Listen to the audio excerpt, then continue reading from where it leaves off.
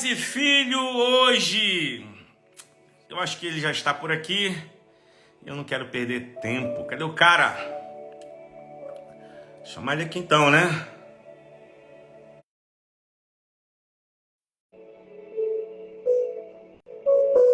Bom dia, bom dia. E aí? Tamo junto! Deus é Com certeza, bom, estamos Deus é aí. bom. Já ali, Preparado para hoje? pronto.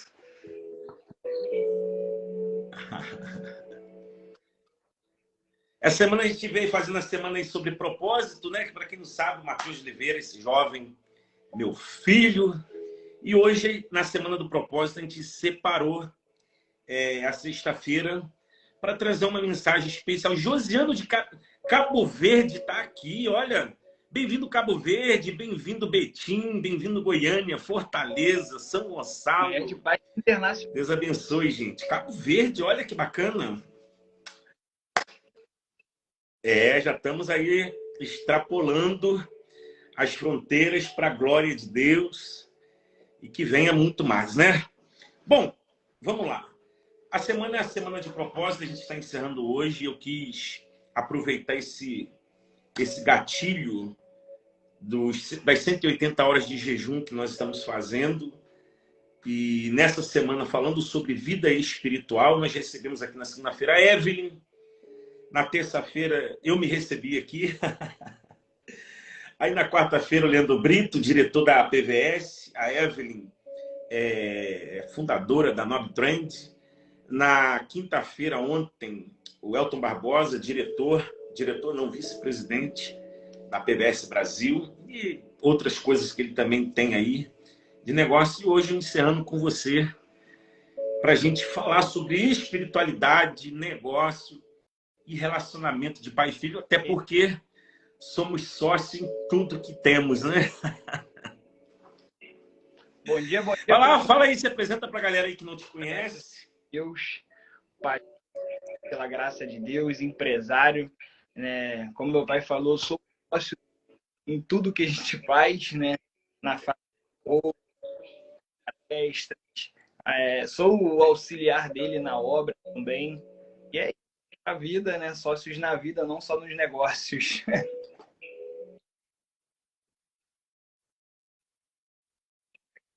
Pois é, a gente...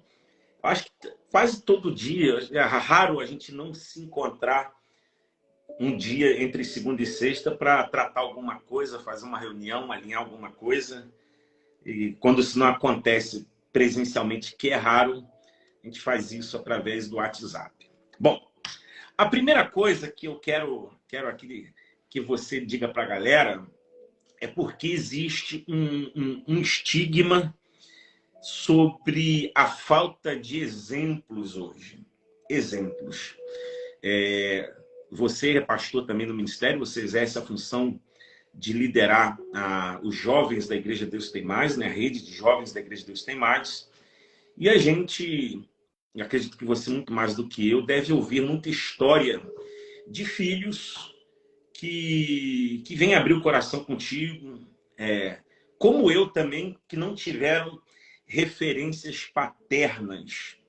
Pelo menos o termômetro que eu tenho é um termômetro muito frio nessa área. As referências paternas cada vez mais se diminuem, porque o cara tem aquela necessidade de sustentar a casa e acha que vai passar o tempo na rua trazendo dinheiro, e aí não tem tempo para sentar com o filho, para discipular, para ter um momento de lazer, para desenvolver alguma coisa. E quando não, essa era tecnológica que cada vez mais afastam as pessoas dentro de casa. Você, como pastor de jovens, como que é esse termômetro aí? Como que você tem visto e ouvido isso aí no meio uma do das coisas que rebanho as que Deus tem te pessoas, né, confiado? compartilham e falam comigo vivência, né? Não somente no ministério, mas também nos negócios. Esses dias, eu, se não me engano, foi o Thales ou o Carlinhos que falaram assim: pastor Matheus é bênção, né? Aí eles até brincaram, mas também, olha com que ele anda todos os dias. não tinha como.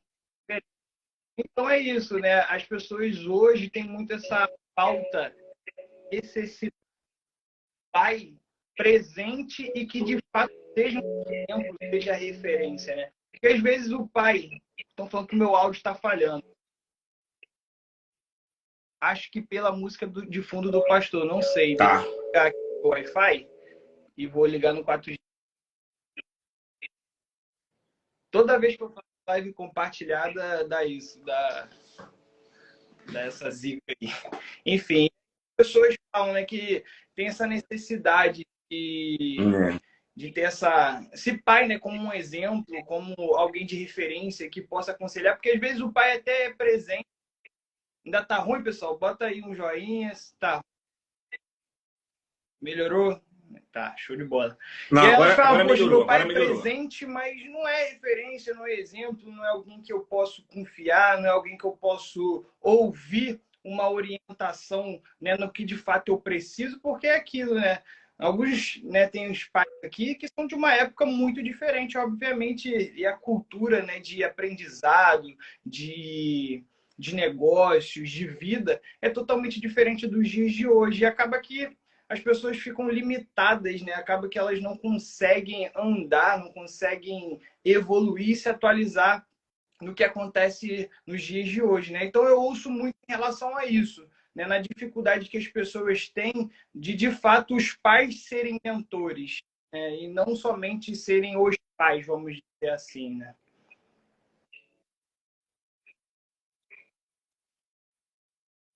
Eu me lembro que quando a Andréia, né, descobriu que estava grávida, a gente estava passando uns dias em Cabo Frio, na casa do seu Pacheco, lá no Peró, na verdade, Cabo Frio não, no Peró, e ela estava sentindo dor no estômago. Estou com dor no estômago, dor no estômago.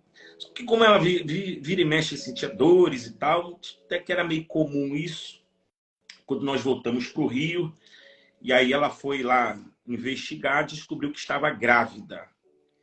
E eu me lembro que quando eu cheguei do trabalho na gráfica, e ela veio com papel na mão, daquele jeito dela, né? Ela entregou o papel, aí eu falei, o que é isso aqui? Ela abre e lê. Aí quando eu olhei, eu até demorei a identificar que era um exame de gravidez. E aí, quando vimos ali, a gente fez aquela festa, e eu lembro que eu coloquei a mão no ventre dela e disse assim, está vindo aí um profeta. E desde esse dia, inclusive eu falo isso sempre quando eu vou apresentar as crianças no altar, desde esse dia, tenho Deus como minha testemunha, que eu passei a orar pela sua vida. Mas era uma oração assim, que Deus te guarde, que Deus te abençoe. Quando eu comecei a caminhar com o pastor Marcos Gregório, eu aprendi uma oração. Uma oração. E aí eu comecei a dizer, e aí você já tinha lá para os seus 6, 7 anos, e eu dizia assim, olha, eu autorizo você a ser um homem próspero e profeta para a sua geração. E declarando sempre a palavra de sabedoria sobre a sua vida. O que você acredita? Porque outro dia eu conversava com uma pessoa e ele falou assim, você sente falta do convívio com o Matheus? Eu falei, cara, não dá para sentir porque a gente está muito perto. Mas sinto falta de algumas coisas, por exemplo, quando esse lugar que eu estudo hoje era o seu quarto. E eu estudava ali na cozinha, na Copa, né? Eu estudava na Copa. E eu lembro que houve um tempo que mesmo você tendo o quarto aqui, você tinha aqui a mesa e tal, de vez em quando você sentava na mesma cadeira, no mesmo lugar, na mesma posição na Copa, para estudar, sobretudo quando se referia a estudar a palavra. Porque quando era coisa de faculdade, você acabava fazendo aqui no quarto. Mas quando era Bíblia, você costumava fazer ali, no lugar onde fazia, do jeito que eu fazia. Isso era algo intencional ou era algo assim completamente orgânico? Você pensava, eu vou fazer igual meu pai? Com certeza, porque ou você eu simplesmente nunca se nem parei pegava para fazendo igual? pensar nisso. Você falando agora que eu me liguei, mas nunca nem tinha reparado nisso.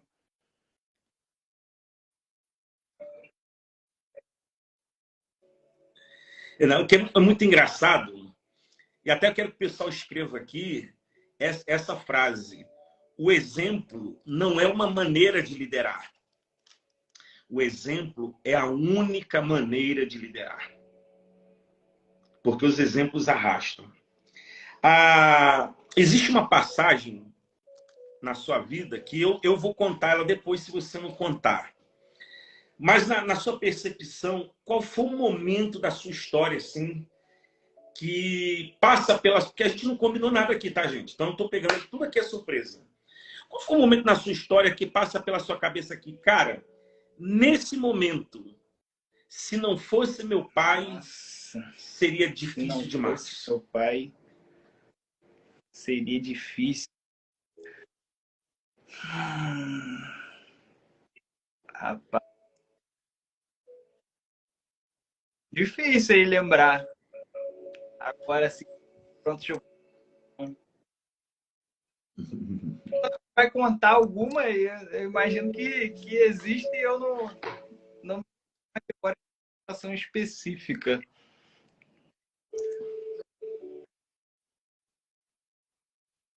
Eu tenho um momento aqui que eu guardo muito no meu coração, que foi quando você foi demitido, né? Lá era maio de 2020, e era uma sexta-feira, véspera do Dia das Mães. Por volta de 2 horas eu estava voltando da academia. E eu recebi uma mensagem que não era seu patrão, mas na verdade alguém tinha contratado seu serviço, você não era funcionário dessa empresa. E essa pessoa que te contratou me mandou um WhatsApp dizendo assim: pastor, vou precisar desligar o Matheus.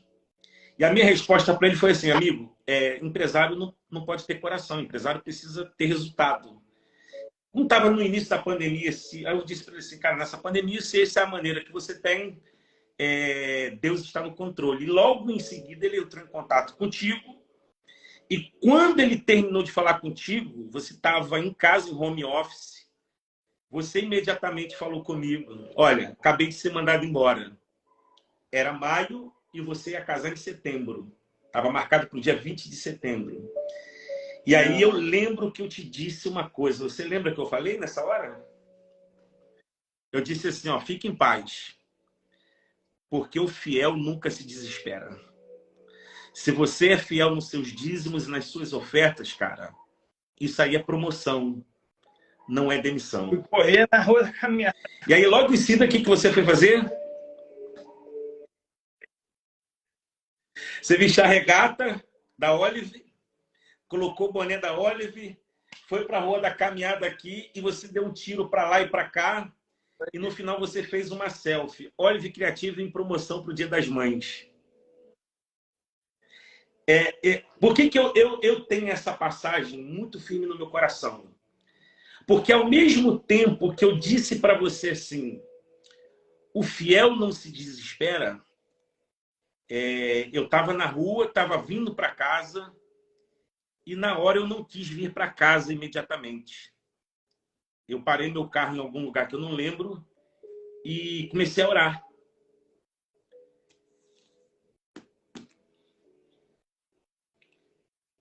Eu falei assim, Deus, eu acabei de dar uma palavra para o Matheus e eu confio nisso que eu falei.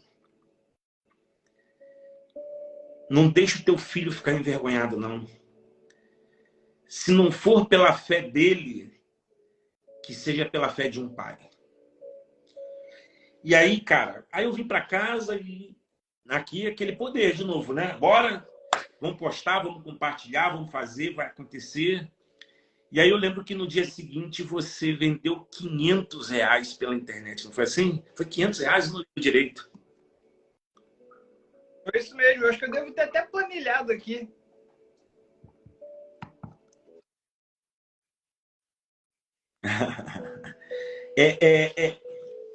Esse momento deve ter, para mim, tem um registro muito forte.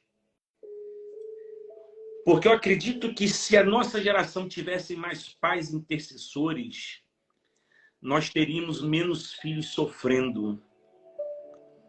Não porque a oração de um pai é diferente, só que o pai é o sacerdote da casa. E hoje, como pastor, e você sabe que eu milito muito nessa coisa do ministério masculino, tenho uma gana muito forte com a coisa do sacerdote, eu imagino que a gente deveria lutar cada vez mais para despertar esse senso de pais que intercedem. Você vai ser pai um dia, né? Você vai ser pai um dia. O que na sua visão hoje como filho, que pensa em ser pai um dia, um pai não pode deixar para um filho, deixar faltar para um filho em Eu nenhuma hipótese? acredito que é a fé. A fé em acreditar que, independente das circunstâncias, independente dos problemas, quem está no Senhor, as coisas vão dar certo. Né? Eu lembro de uma frase de Billy Graham, quando ele fala assim: nenhuma coisa acontece na vida de um cristão, nenhuma coisa acontece na vida de alguém que crê em Deus, ele não tira nada da nossa vida se não for para nos dar algo melhor. Então, essa fé em acreditar que, independente do que aconteça, seja na vida profissional, seja na família, Deus sempre tem algo melhor para nos dar. Né? E aí eu lembro, obviamente, da história de Jó, né, cara? Não tem como não se lembrar, né, do que ele fez com Jó, tirou tudo da vida dele, tirou a família, tirou os bens, tirou a saúde, só não deixou Satanás tocar na vida dele. E no final todo mundo já conhece a história. Deus deu para ele tudo em dobro e ainda acrescentou os dias da sua vida. Então, eu acho que a fé nunca pode faltar na nossa vida. Eu me agarrei a isso demais, tanto quando aconteceu, né, a situação do meu trabalho, de quando eu fui demitido, como nos dias atuais também.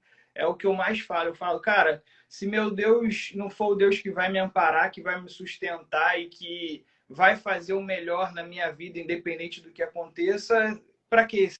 E eu me agarro nisso, eu tenho certeza que, independente do que aconteça, ele faz não somente para o nosso bem, mas porque ele tem algo melhor para fazer na nossa vida. Então, nada vai sair da nossa vida, nada vai acontecer na nossa vida que não seja para nos dar algo melhor. E eu me agarro nisso todos os dias, nas promessas dele, sabendo que ele sempre vai fazer o melhor por nós.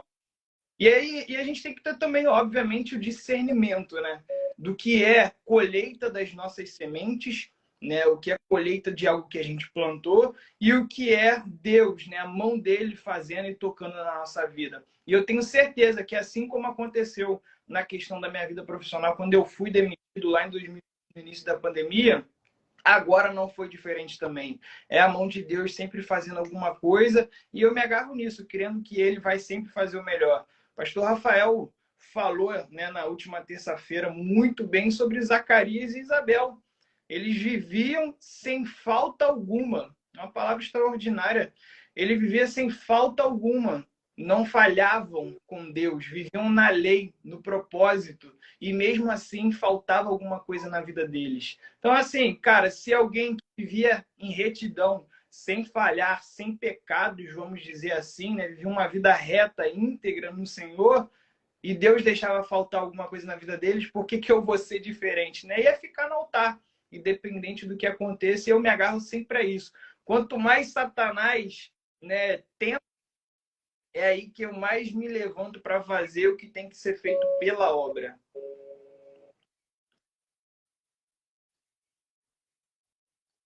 Então, eu acredito nisso também. Né? O que não pode faltar no pai, né? é a fé que diz melhores estão sempre por vir. Porque se um filho vê um pai desamparado, vê um pai incrédulo, vê um pai triste, sem acreditar de fato no que Deus pode fazer, o filho também vai ser dessa mesma forma. Né?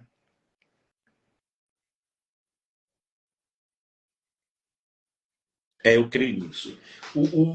Existe hoje uma corrente teológica que, na minha visão, faz um desserviço para o evangelho no Brasil, sobretudo, que fortalece muito essa visão da maldição hereditária.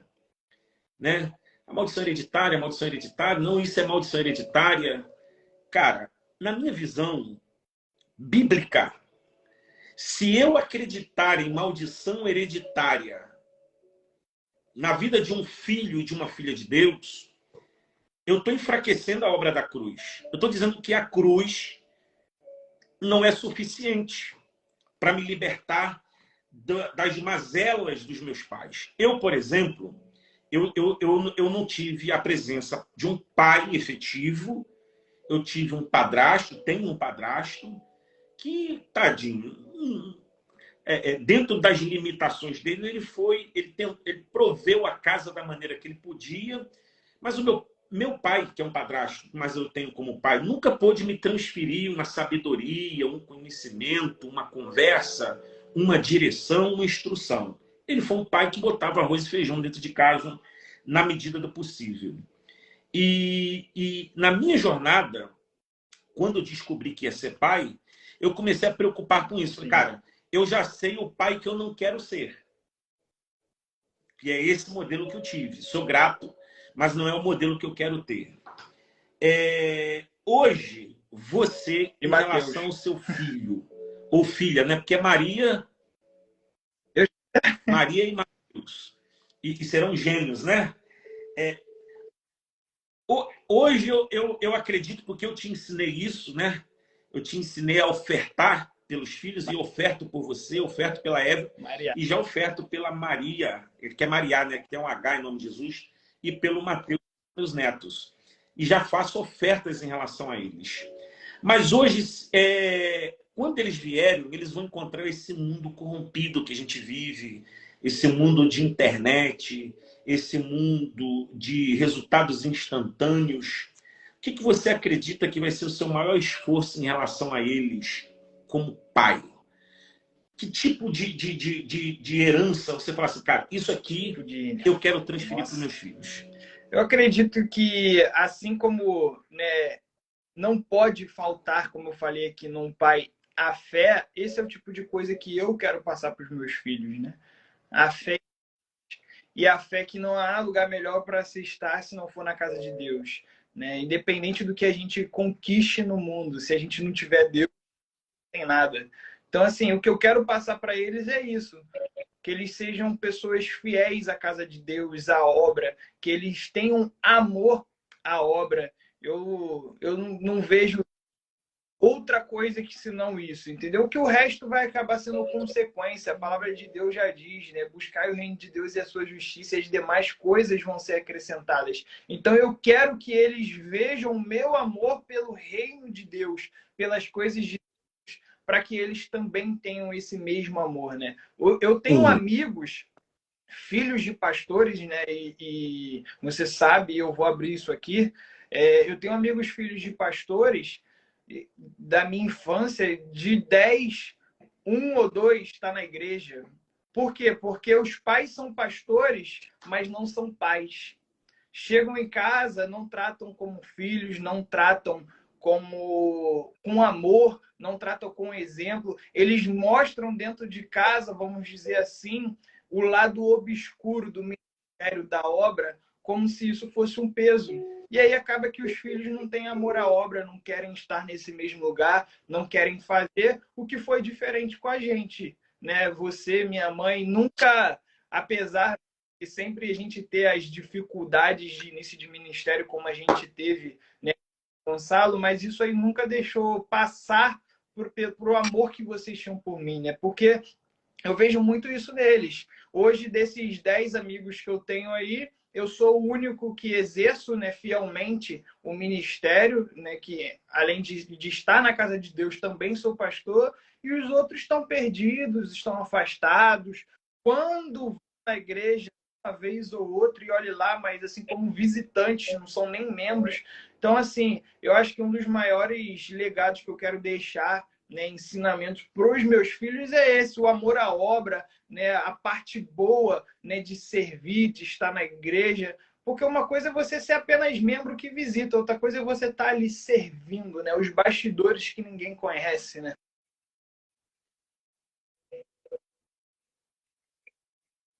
É verdade. E tem um lance engraçado nisso aí, que talvez a grande maioria não saiba aqui, que foi o momento da sua ordenação. Eu tinha feito uma ordenação de pastores numa semana anterior, né? E aí a outra semana seria ordenação diaconal. E eu perguntei para você, como perguntei para todo mundo, olha, está no meu coração te ordenar o ministério diaconal e tudo. Ah, tá, você se sente preparado? Aquela resenha toda. E aí, quando eu perguntei para você, você falou assim, ah, não, pai, não me sinto pronto, eu acho que não é o momento, eu estou com muitos desafios e tal, quero continuar servindo sem ser diácono. E aí você estava no culto, no altar, tirando foto, né, fazendo as fotos ali, ordenando os diáconos e tal.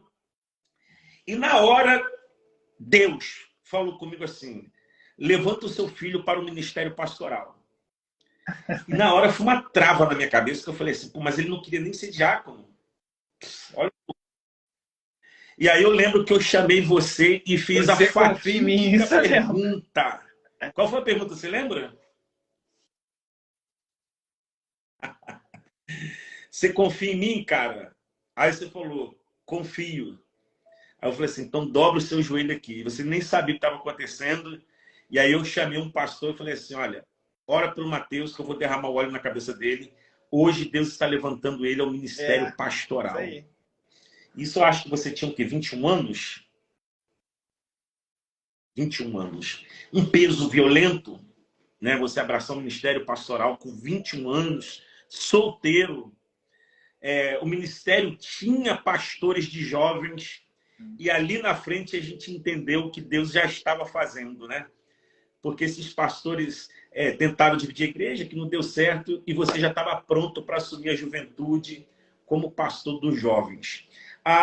Só que hoje, além de ser pastor, né, auxiliar no ministério que eu pastoreio, além de você ter a sua empresa de facção, né, produz roupas, malharia e tal, agora, né, na verdade, antes da pandemia, você já estava exercendo uma função de treinador de equipe de vendas, com números muito elásticos. Eu lembro que numa ocasião, nessa empresa que você prestava serviço, a direção veio com desafio de entrega, acho que foi de 1.200.000, e você falou, não, eu vou entregar 2 milhões. Não foi um negócio desse?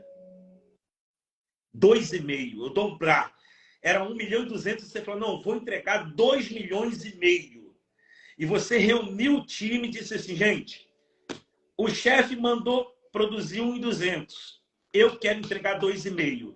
E se o time entregar 2,5, eu vou colocar um terno, sapato, camisa e gravata 0 quilômetro. E no dia da festa eu vou pular dentro da piscina. Não foi isso? E aí no dia da festa lá no hotel eu pulei de terno tudo na piscina. E foi aquela festa doida, né? Porque o 1.200 já era um desafio, né? Já era difícil porque era uma meta. A gente não coloca meta, é um número fácil, né? Senão não seria meta.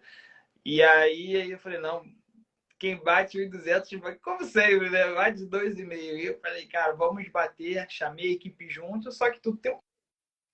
Né? E aí era aquilo, saí de manhã 5, 6 da manhã, chegava em casa 10 da noite para fazer o que tinha que ser feito de fato e bater o resultado que a gente precisava. Na verdade, nem precisava, né? Era o que a gente queria.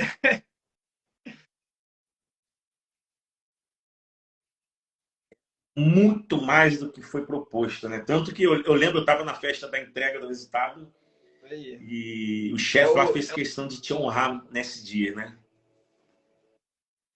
Só que aí veio a pandemia, foi quando você foi desligado.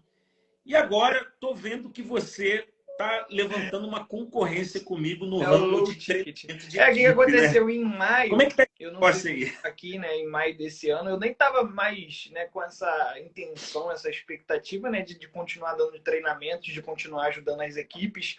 Mas em maio desse ano, o Carlinhos me procurou, né, da Regional Barcelos, da PVS. Não sei se a galera da PVS está aqui.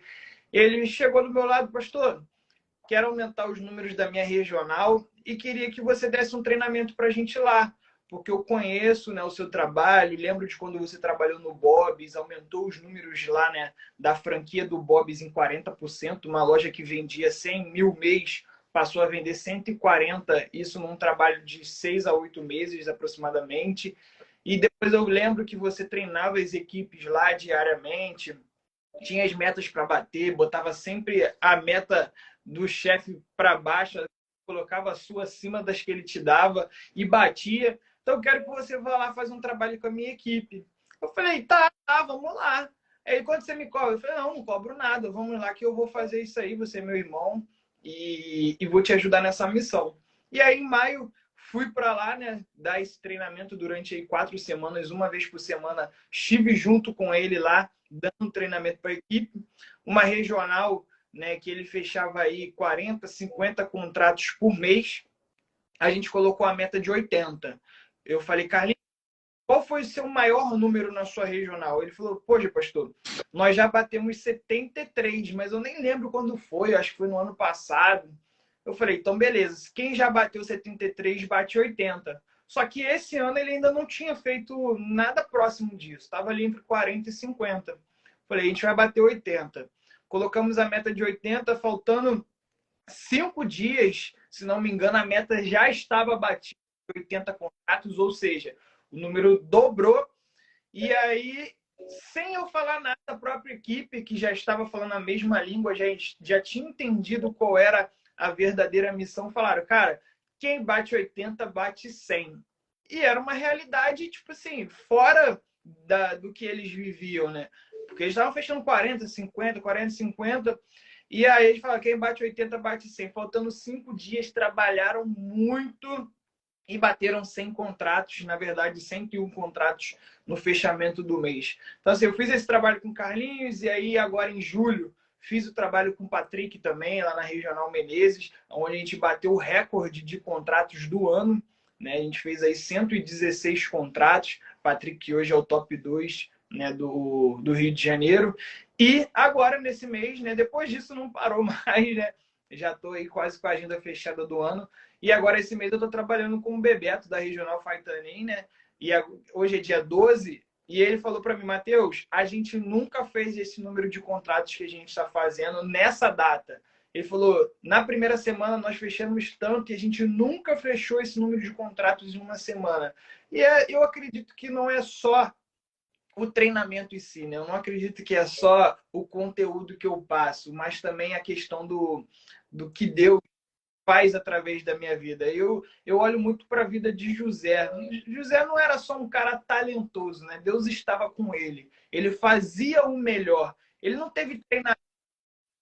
José não teve treinamento de gestão, José não teve treinamento, mentoria, imersão de como organizar a casa de um oficial. Não, ele não sabia, ele nunca foi governador, o pai dele não era governador, o pai dele não era um oficial, mas mesmo assim, aonde ele estava, na prisão, ele fazia o melhor. E é o que eu faço, quando eu tô lá com essa equipe, cara, eu faço o meu melhor, mas tendo certeza que a mão de Deus está sobre a minha vida. Eu pego muito isso para mim, aonde eu colocar os meus pés, eu vou tomar por herança, e eu creio nisso, que quem confia em mim não está confiando só em mim, está confiando que a mão de Deus está sobre a minha vida. Tanto que eu comecei com esse regional, eu falei, eu estava vendo algumas coisas, eu falei, cara, Isso. não estou confiando nisso. Tem os meus princípios, você sabe dos meus princípios. Não, Matheus, eu vou mudar e pode continuar comigo aqui que eu vou fazer diferente. E ele tem feito diferente e o resultado está aí. Né? Quando a gente segue princípios, cara, não tem como. As coisas começam a acontecer de fato na nossa vida. Então é isso. Onde eu tô, eu dou o meu melhor, mas eu sei que tem a mão de Deus também sobre a minha vida. Não é só sobre mim, né?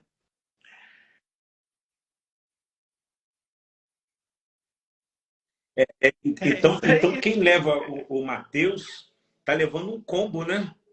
O Senhor está levando alguém que carrega a bênção sobre a sua vida. E é engraçado isso aqui, é engraçado nesse sentido, né? Que eu nunca, afora a questão da ordenação, que foi obviamente uma direção de Deus, mas eu nunca disse assim, olha, você tem que ser um servo, você tem que ser um líder, você tem que ser isso, você tem que ser empresário. Na verdade, não. Quando você fez 18 anos, eu te dei uma ideia e um CNPJ. Falei, meu presente de 18 anos para você. Né? A Andréia te deu um cartão com uma conta poupança que ela vinha juntando desde quando ela estava grávida, que seria para você pagar a sua faculdade. E acabou que você não precisou mexer nesse dinheiro porque você, com esse CNPJ, já começou a gerar sua riqueza para ser independente mesmo morando aqui na nossa casa. E acaba que hoje você é empresário, né? Porque você tem o seu negócio, você é pastor E agora você está vindo É forte e isso. pesado com a carreira de treinador de equipe. E tudo orgânico. Coincidentemente, obviamente, que não é coincidência, eu também sou pastor, eu tenho o Instituto Rumo ao Topo, e eu gosto, e o Instituto Rumo ao Topo é ligado a treinamento de pessoas. É o desejo de qualquer pai isso. É óbvio que qualquer pai gostaria de ver um filho fazendo o que ele faz melhor. E esses dias eu estava falando com o Brito isso, conversando sobre essa coisa que você tem feito aí com a galera. Eu falei assim, Brito, eu posso ter a pista, mas você não tenha dúvida que o Matheus ainda faz melhor do que eu, porque você tem mais paciência. Eu sou o cara que entrego e falo assim, vai lá, irmão, que eu estou te olhando. E você não, você tem essa paciência de segurar na mão e levar. Porque de mim você herdou essa parte do conhecer. E da Andréia você adquiriu essa parte do segurar na mão e vamos junto. Eu acredito que é isso que faz muita diferença. Agora, existe uma questão, e aí eu já vou passar a palavra para você dentro de um âmbito aqui, que eu queria voltar, porque eu acredito que isso aqui vai ser bênção para os nossos telespectadores aqui, sobre a questão da maldição hereditária. Sobre a questão da maldição hereditária. Por que eu acredito que é um desserviço quando alguém atribui uma falha, um tropeço, um problema à maldição hereditária e eu não acredito em maldição hereditária? Tem vários textos, mas eu queria deixar para a meditação aqui do Manhã de Paz o texto de Ezequiel 18. Olha o que está escrito em 18 de Ezequiel, verso de número 18. Quanto ao seu pai, porque praticou extorsão, roubou os bens do próximo, fez o que não era bom no meio do seu povo, ele morrerá por causa da sua iniquidade. Ele morrerá por causa da sua iniquidade. Mas dizeis, por que não leva o filho à iniquidade do pai? Porque o filho fez o que era reto, justo, praticou o que era bom e por isso viverá. A alma que pecar, essa morrerá. E o filho não levará a iniquidade do pai, e nem o pai a iniquidade do filho. A justiça do justo ficará sobre ele, e a perversidade do perverso recairá sobre ele. Esse texto de Ezequiel deixa muito claro, na palavra de Deus, que a partir do momento que eu abraço uma nova vida em Cristo, não importa quem meu pai foi, não importa quem minha mãe foi, eu fui criado por avó. Não me importa quem foi essa autoridade sobre a minha vida, quem foi e o que fez. Eu posso decidir fazer diferente. A maldição, gente, é quebrada pelo sangue de Jesus na cruz do Calvário. E não se fala mais nisso. As pessoas me perguntam muito, você crê em maldição hereditária? Até creio, para quem não tem Cristo. Mas para quem vive em Cristo, essa maldição ela foi quebrada. Mas agora vamos entrar na parte menos lúdica aqui do nosso Manhã de Paz. E aí eu queria perguntar, você tem sonhos? Alguns eu sei, outros eu não sei. Mas eu queria saber o seguinte, como que você se enxerga daqui a alguns anos? Sei lá, daqui a 5 anos, daqui a 10 anos, não sei. Qual é a visão do Matheus no futuro? No ministério e Eu nos me vejo no negócios? ministério, né, com mais discípulos, né, cuidando de mais líderes. Hoje aí na multiplicação, né, que eu sou o pastor, que eu cuido, que eu pastoreio, nós somos aí aproximadamente 50 líderes, né, e mais a galera, né, o povo do Nova Aliança, né? Então, acredito que hoje estamos aí com quase 200 pessoas, né, na multiplicação, mas eu cuido mais de próximo desses líderes. Então eu me vejo daqui a alguns anos com mais líderes, né? Posso dizer aí até 300, 400 líderes, né? Isso a médio prazo, né? A longo prazo é 1.000, 2.000 líderes aí e crescendo cada vez mais. Esse é o meu sonho, estar com uma equipe, né, cuidando de mais pessoas, com mais discípulos. É óbvio, né, que isso é uma responsabilidade maior, mas como já é hoje, né, eu acredito que assim como nada cresce, né? Nada surge grande, é um processo e a gente vai aprendendo no caminho. Então, quanto mais a gente for crescendo, eu já vou aprendendo a lidar com esses números maiores. Então, me vejo, né, no ministério assim, com uma equipe maior, com mais pessoas, com mais líderes e crescendo cada vez mais, frutificando, fazendo a minha parte, né, como pastor. Eu não me vejo diferente disso, né? Não me vejo pregando fora, não me vejo como um evangelista, não. Eu me vejo de fato como um pastor, né, que cuida das pessoas, das ovelhas que Deus me confiou aqui em São Gonçalo, né? Já me perguntaram, Mateus, você iria para um outro estado, você iria para uma outra cidade? Eu respondo seguramente que hoje não. Eu não sei o que Deus tem para mim, né? Então eu não posso afirmar algo diferente disso, né? E bater o martelo. Mas hoje o meu sonho como pastor é esse, é de ter uma equipe cada vez maior, né? Formar mais líderes e fazer com que as pessoas entendam, né, que dá para a gente ter um equilíbrio de ministério e vida profissional e família, porque eu vejo muita dificuldade, né, na cultura das pessoas em relação a isso, né, de focar só em uma coisa e deixar a desejar em outra. Então, eu me vejo muito nesse sentido, né, como um líder que ensina, né, que dá assim para a gente fazer e exercer bem o ministério, ser um bom líder, mas também crescer nas outras áreas da vida. E como, né, vida profissional, eu me vejo cada vez mais ajudando e incentivando as pessoas a crescer, né?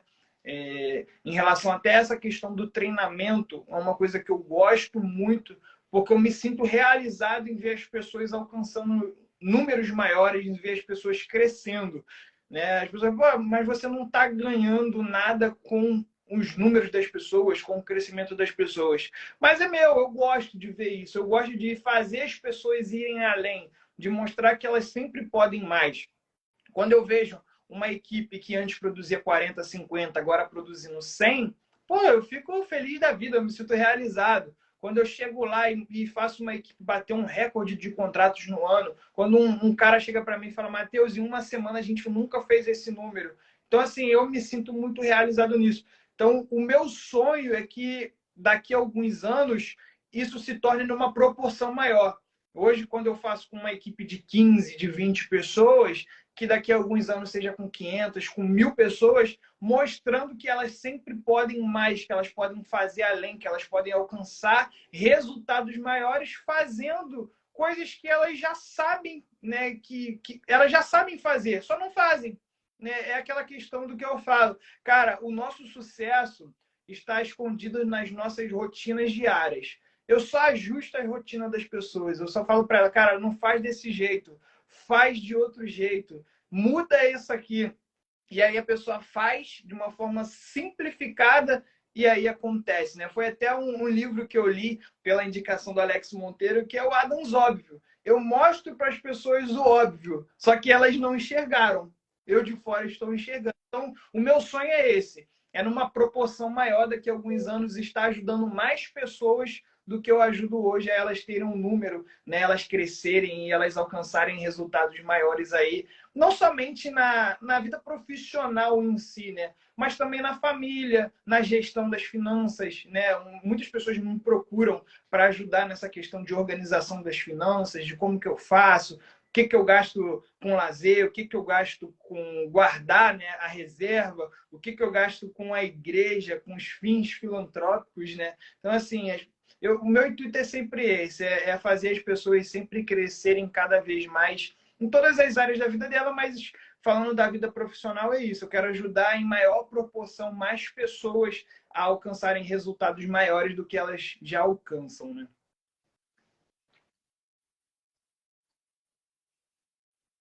E isso eu entendo muito bem quando você fala, porque é exatamente o que eu sinto quando eu vejo que os resultados se tornam mais elásticos a partir daquilo que a gente tem contribuído, seja com uma pessoa ou com uma equipe, né? Inclusive, a pessoa está botando aqui que eu estou babando e tal. Gente, esse é o presente que se tem, essa é a colheita que se tem. E eu digo o seguinte, Mateus, e a Evelyn está aqui, vai confirmar, porque aqui em casa a gente tinha uma cultura, quando você morava com a gente aqui, que tinha que meia-noite tinha que estar dentro de casa. Não é? Você já era maior de idade, você com 18 anos já tinha o seu carro, você já era noivo, com data de casamento marcado, Brasil. Meia-noite tinha que estar no quarto para dormir. E aí agora você casou, né? E aí a Evelyn de vez em quando fica te zoando que quando vai dando 11h30 você já começa a ficar apressado para ir embora, como se você ainda fosse solteiro preso a essa cultura. Como que você enxerga essa história assim? Você vai duplicar isso para Maria e para Mateus? Eu vejo isso muito além, né? Eu vejo também como disciplina. Né? Nem só a questão do cuidado de ter que chegar em casa antes de um horário. Isso também ensina sobre disciplina, né? Sobre respeitar os processos também. Então eu vejo muito por esse sentido. Às vezes eu estou na rua com Evelyn, de fato, agora já casado, só que eu sou um cara novo, meio velho também, né? Vai dar um certo horário, eu quero ir para casa, até porque eu sou muito caseiro, né? Nem só pela questão do horário. Eu gosto da minha casa, eu gosto de estar em casa. E aí a gente está na rua, às vezes, passeando, e vai dando 11 e pouco. Eu falo, amor, vambora, vambora. Ela tem que ir para casa meia-noite, seu pai está te esperando. Enfim.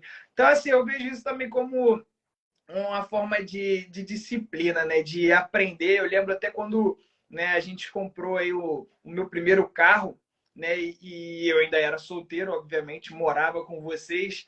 E a premissa, né, de eu ter o carro era, obviamente, eu pagar as despesas do carro, né? Mas a outra importante era o quê? Mateus, você não pode passar de 80 quilômetros por hora.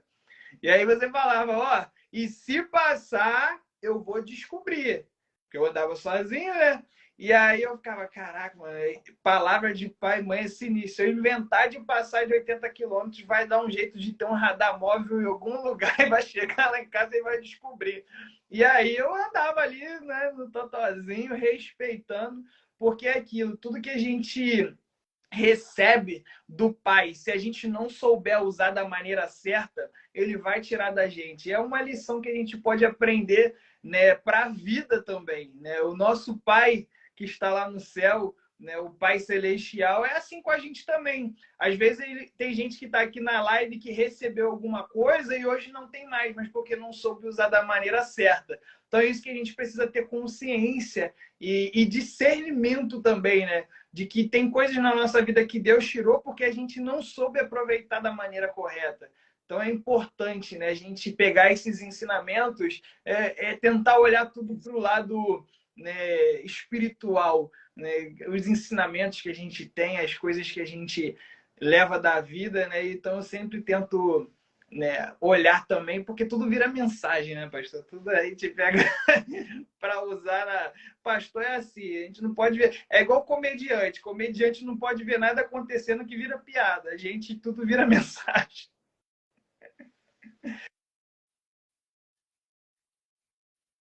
Tudo isso. Essa era um jargão nosso aqui dentro de casa. Era, não, ainda é, né? Tudo vira mensagem. Às vezes a gente troca algumas coisas que a gente vê acontecendo por aí e compartilha, porque tudo, exatamente tudo vira mensagem. A nossa cabeça, gente, quem está aqui ouvindo, aqui assistindo, nós que somos pastores e amamos instruir, amamos ensinar, a gente fica ligado em tudo, porque a gente quer extrair o máximo de lição possível para ensinar o povo, para o povo não sofrer.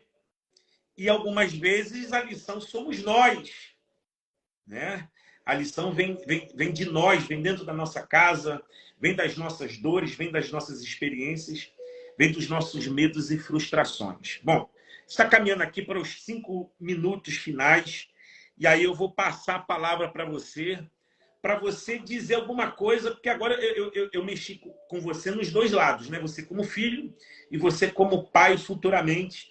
Mas agora, como filho, que conselho você daria para os filhos que estão aqui assistindo a gente e assistirão depois? Eu quero aproveitar, né, como o livro de Provérbios, né, é o livro que eu mais gosto da Bíblia, né, pelos conselhos, né, que a gente pode extrair dali. Eu vou abrir aqui, que eu gosto muito de um texto relacionado até sobre isso, né, que está lá em Provérbios 17, no versículo 6, Deixa eu abrir aqui minha Bíblia.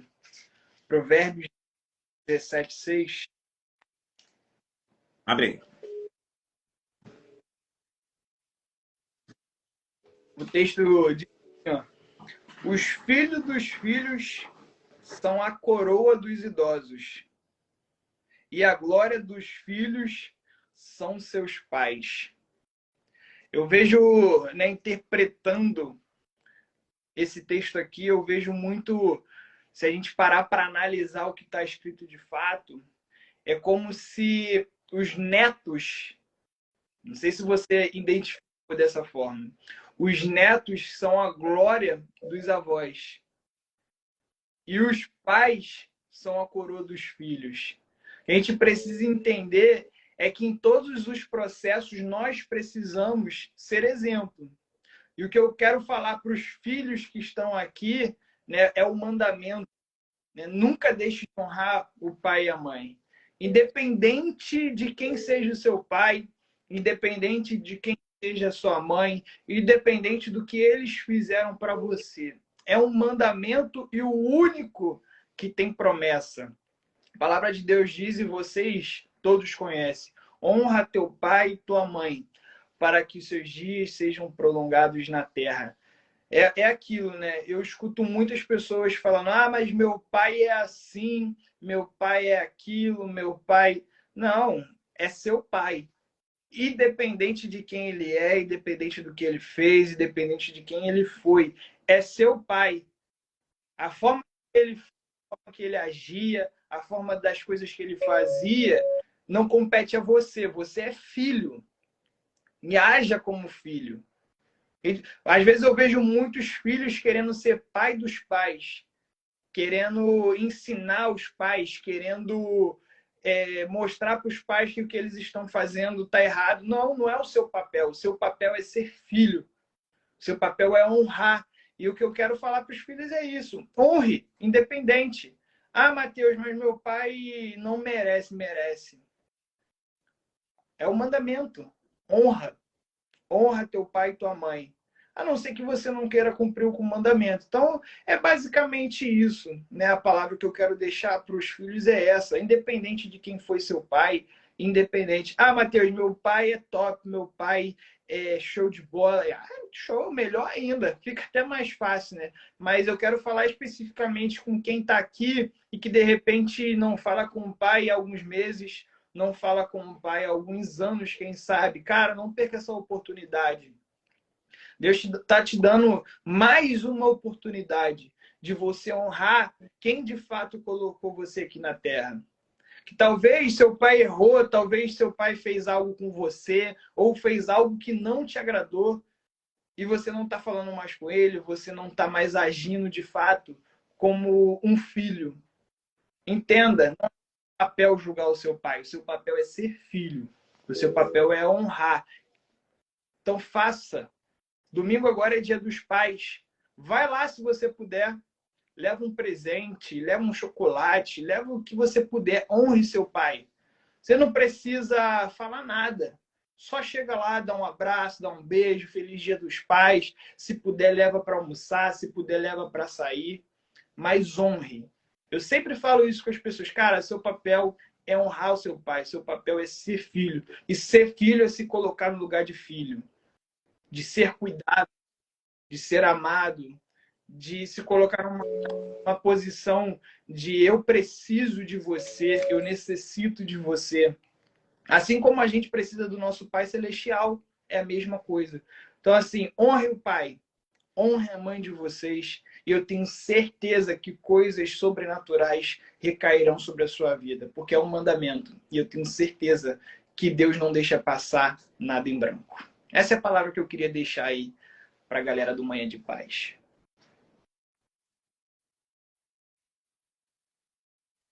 Amém. Bom, eu vou encerrar fazendo uma renovação de votos com você agora na internet. Que quando eu fiz isso aqui, isso não ficou eternizado. Você, quando fez 18 anos, eu te dei 2 presentes, né? Você lá no altar da igreja. Um deles que eu te dei foi essa Bíblia aqui, que é a mais estrambelhada do mundo mais rabiscada, mais... que é a Bíblia que me acompanha desde o ano da minha conversão. E eu te dei essa Bíblia de presente, e junto com ela eu te dei esse aqui, que foi o seu primeiro tênis. Né? Quando você tinha 18 anos, eu te devolvi esse tênis, esse ortopé. Eu nem limpei ele, porque eu acho que é isso aqui mesmo que eu quero que esteja aqui em cima. E essa Bíblia me acompanha e esse tênis fica em cima dessa minha mesa de trabalho. E aqui na internet eu quero renovar os meus votos, olhando para esse tênis aqui. Sempre eu olho para ele e eu lembro assim, eu tenho que ter muito cuidado com onde eu piso. Porque hoje, vendo que você é um pastor, um empreendedor, e agora se tornando mais do que nunca, consolidando a sua pista aí como um treinador de times de venda, você tem pisado onde eu tenho pisado. E o desejo do meu coração como profeta é que Deus consolide a sua jornada, a sua caminhada, o seu ministério, o seu chamado, que tudo que tua mão tocar, como sempre digo, e eu entrava nesse quarto aqui onde se dormia, se multiplique em paz e prosperidade. Que Deus seja a tua dianteira, a tua retaguarda, a sua direita, a sua esquerda, por cima e por baixo de você, e que essa bênção alcance seus filhos, os filhos dos seus filhos, e os filhos dos filhos dos seus filhos até a 4ª geração. Eu tenho certeza que Deus vai me dar saúde para ver pelo menos os meus bisnetos, né? E por isso eu vou ficar satisfeito, que é para isso que a gente faz esteira e é para isso que a gente está cortando açúcar e fritura, né? Eu queria que você terminasse, então, fazendo uma oração agora, tá? Queria que você hoje dá essa honra de fazer essa oração. E quem sabe, né? Agora que o Manhã de Paz já tem até vinhetas. Não tem como botar vinheta aqui. Mas o dia que o Senhor me recolher, já que você já é pastor, já que você também empreende, e agora, mais do que nunca, está levando times rumo ao topo, quando o Senhor me chamar para a glória, que você continue com o Manhã de Paz aqui, abençoando esse povo, que o Manhã de Paz é, de verdade, um instrumento de Deus para melhorar o dia das pessoas, né? Então, já deixar você fazendo essa oração aqui. Só lembrando, quando o Matheus terminar a oração, a gente vai terminar, que eu já vou entrar na mentoria, que eu estou atrasado. Domingo, dia dos pais, tá? E eu vou ministrar o quê? Uma palavra sobre paternidade. Pai, no nome de Jesus, quero te agradecer por esse dia. Muito obrigado pela vida de cada um que se esteve presente aqui no Manhã de Paz. Crendo, Senhor, que a nossa sexta-feira será sobrenatural de boas notícias, de vitórias, conquistas e triunfos. Eu não sei o que os seus filhos precisam, mas o Senhor, como pai, sabe. E eu tenho certeza que, assim como todos os pais, tem a vontade, a necessidade de realizar os desejos dos seus filhos, Pai. Então, por isso, faça. Eu creio também que teremos um final de semana abençoado. No domingo, Senhor, pessoas estarão aqui com os seus pais. Quem não puder estar mais, que o Senhor venha trazer esse amor, esse acalento, Pai. E aqueles que puderem, que o teu amor, que a tua bênção esteja com eles, Senhor. Pessoas, como eu falei aqui, que já não falavam, já não encontravam mais com os pais, eu tenho certeza que essa trava será destravada na vida delas, Senhor. E eu sei que ouviremos testemunhos relacionados a isso, Pai. Faça na vida de cada um dos seus filhos aquilo que o Senhor quer, Senhor. Não o que nós queremos, não o que eles querem, mas de fato aquilo que eles precisam. Tenho certeza, Senhor, que viveremos os melhores dias aqui na terra porque temos o Senhor conosco, Pai. Assim como o Senhor estava com o José em tudo que ele fazia, eu te peço que o Senhor venha estar com cada um dos seus filhos, aqueles que forem trabalhar, aqueles que forem estar com a família, aqueles que estiverem em casa cuidando do seu lar. Eu não sei o que seus filhos vão fazer quando saírem daqui, mas que a sua boa mão esteja sobre a vida deles, abençoando tudo aquilo que eles fizerem. Em nome de Jesus. Amém e amém.